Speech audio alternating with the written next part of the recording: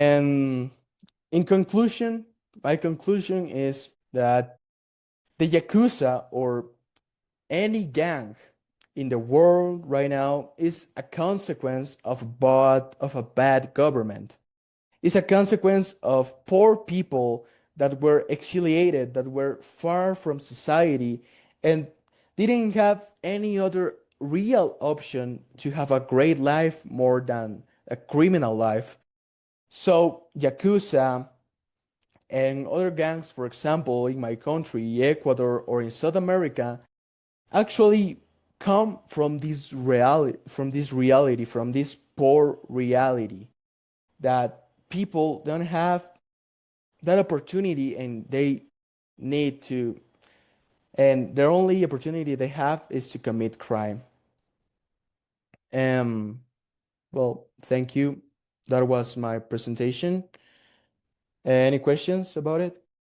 Okay, Martine, thank you very much, man. I appreciate you explaining all of that.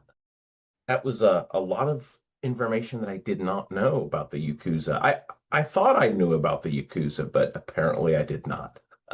So, it was very informative, but the last part for me was a little bit unsettling, and I'll explain why. I have a question for you, Martine.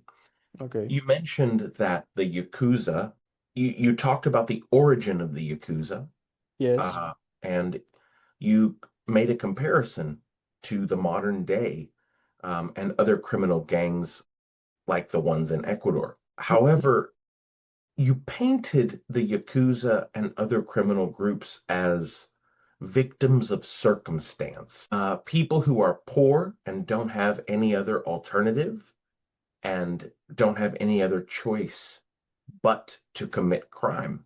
And I want to push back a little bit on this because one option is to not commit crime.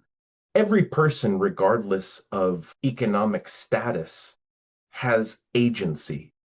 Agency is the ability to choose your own destiny, to choose what you do in this life.